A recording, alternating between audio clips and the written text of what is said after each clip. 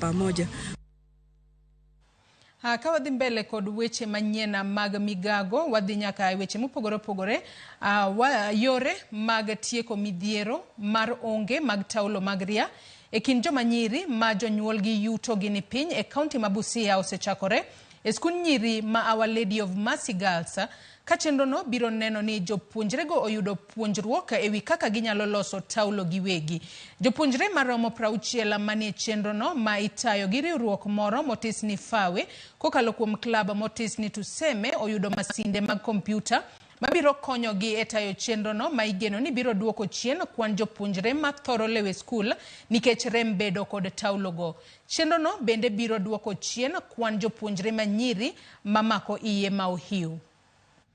Promise that we will show other girls outside there to make this easy, because through this project, the girls have confessed that they are able to use them, and they are very friendly to them. They are very comfortable with them. They can simply be washed using a bar soap, and they can dry and use for another day, which has really enabled them even to be in school throughout, because we have had challenges of absenteeism among the girls, especially when it comes to menstruation period time.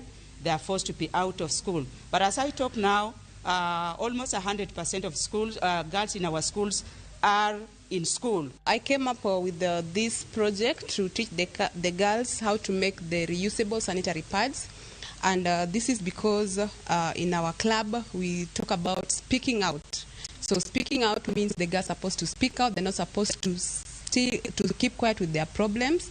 And we know that one of the challenges they face, mostly because it's an urban school, though poverty is there, so they face a problem of accessing sanitary pads. We believe that the whole school can benefit because these girls will use the computers, they learn, and then we encourage them to also teach the other girls in the school. It's going to make them to be very comfortable in class.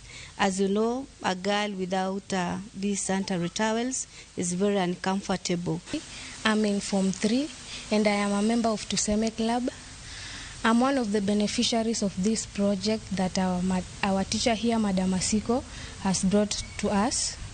This project has helped many of us not to miss school to come to school because we can be able to access those sanitary towels any day or any time. Ramogi